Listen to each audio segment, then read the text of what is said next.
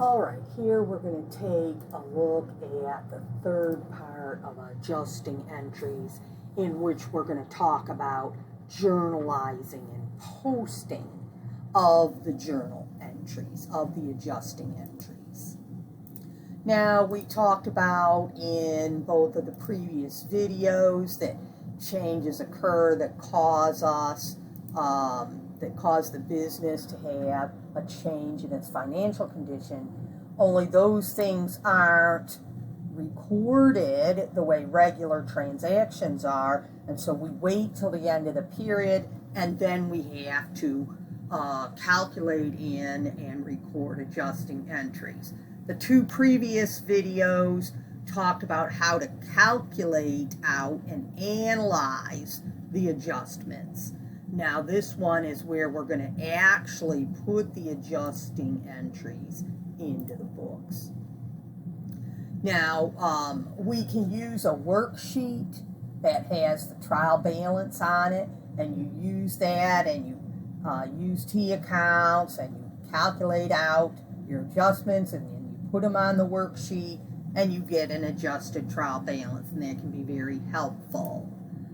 Okay. But you're not required by GAAP to use a worksheet, so if it's not used, you can still calculate out the adjustments by using the regular trial balance and your T accounts, just like we did in the previous two videos, and come up with your adjustments. However, just because you've calculated the adjustments doesn't mean anything is different in the books. The way to adjust something in the books is to make a journal entry, and so we have to make a general journal entry, and then we have to post the journal entries into the ledger. So when we are analyzing and calculating the adjustments, that tells us what we want to debit and what we want to credit and by how much.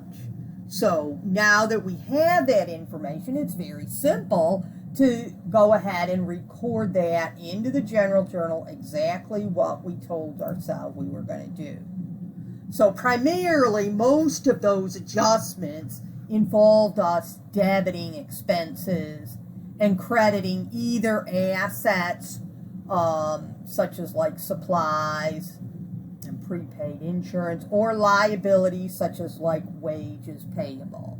Okay, so but we were debiting the expenses because remember, the matching principle says we are dealing with expenses and matching them to revenue. For depreciation, in the second second video, we talked about depreciation. Here, we're still going to be debiting an expense, but it's depreciation expense. We're crediting, instead of crediting the asset called equipment, we're going to credit a contra asset called accumulated depreciation. And we talked about that in the previous video.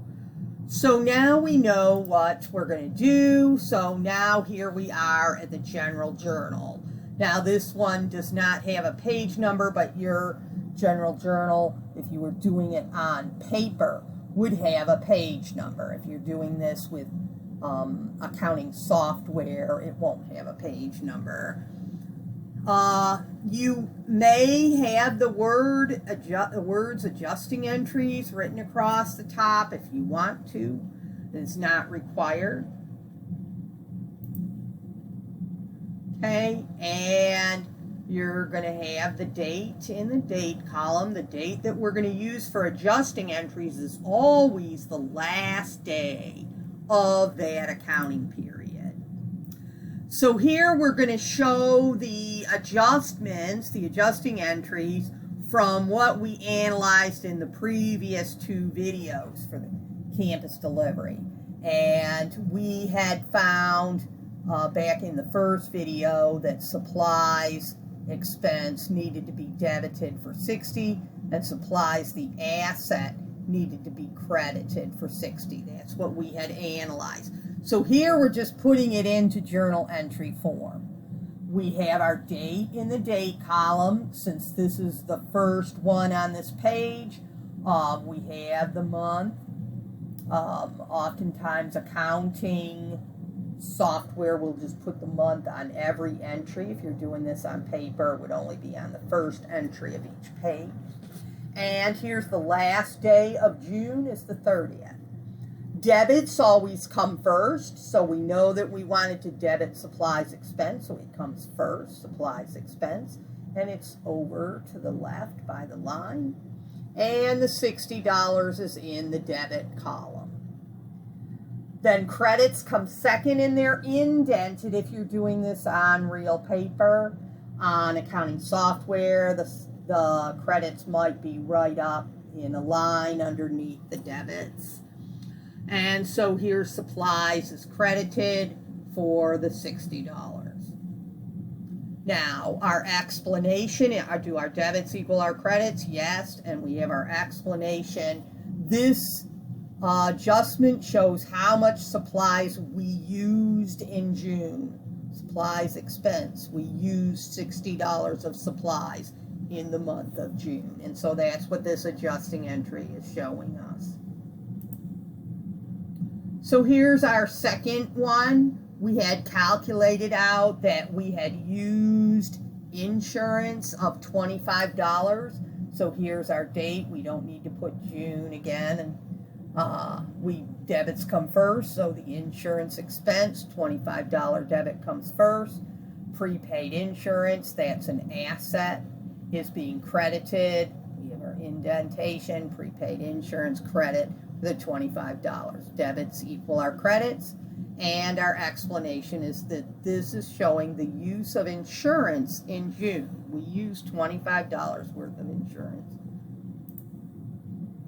Our third one was wages, and we had calculated out that we had used the employees $50 worth there at the tail end of the month. And so here's our date, the 30th. We're debiting wages expense for the $50.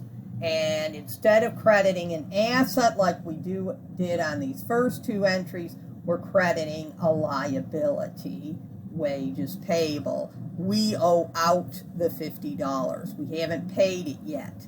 We use the employees, we owe them this $50, but it isn't Friday yet, so we haven't paid it. And so we're crediting wages payable. And this is for extra use of the employees besides, what we had already put in during the month to wages expense.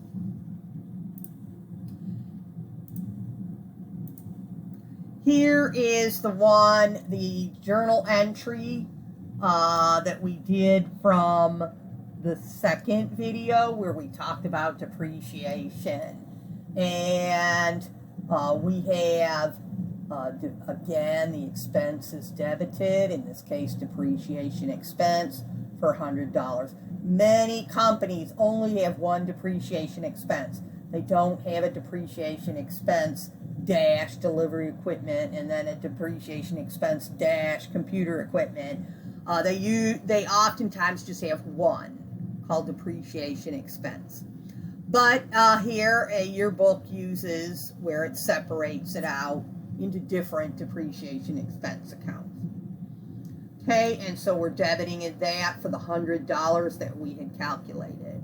And then we are crediting, instead of crediting the asset, delivery equipment, we learned that because of the historical cost principle, we're crediting the contra asset called accumulated depreciation dash delivery equipment.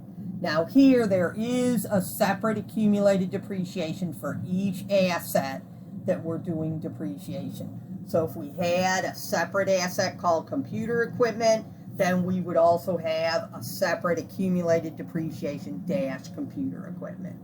But in this case, she only has one type of asset, which is delivery equipment. So there's one contra asset accumulated depreciation dash delivery equipment, and that was being credited, the $100. My debits equal my credits, so I'm good to go there. I can put in my explanation This is for the use of the motor scooters in June. And it's just an estimate. Remember, the straight line depreciation method is just a formula where we can estimate how much use of the motor scooters we got in June. And then that can be subtracted. This depreciation expense accounts go on the income statement. This $100 is going to be subtracted by whatever revenue those motor scooters help to produce. Now, we've now put in the adjusting entries as journal entries.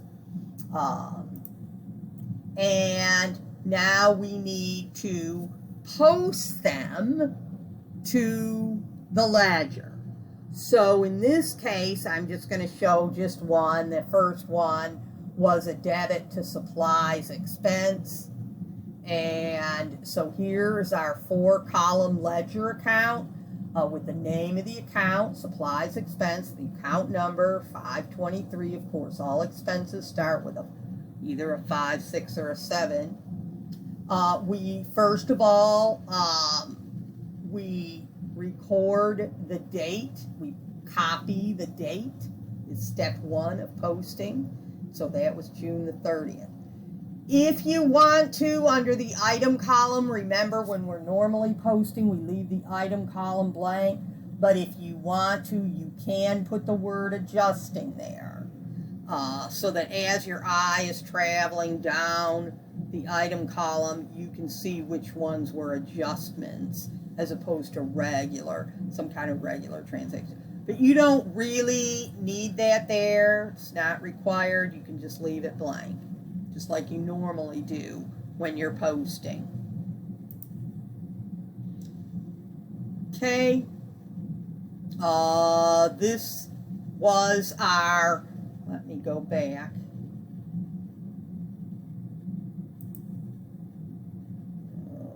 won't let me go back.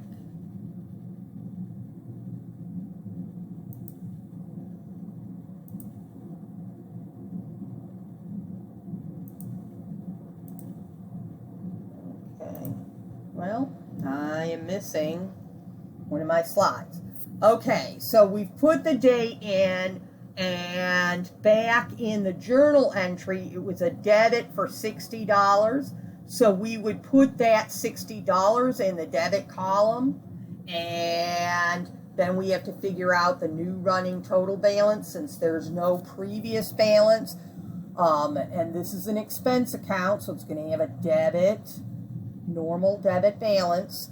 So a 0 debit plus the new $60 debit will give us a $60 balance.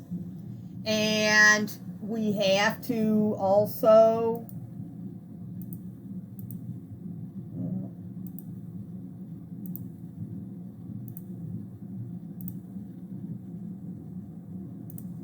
go back to it. We also have to put in the post reference that this came from General Journal, page 2. Then our last step is to go back into the original journal entry where the supplies was and put in the post reference to show that this was posted. The $60 debit was posted to account 523. We can see in this case that the supplies asset has not yet been posted.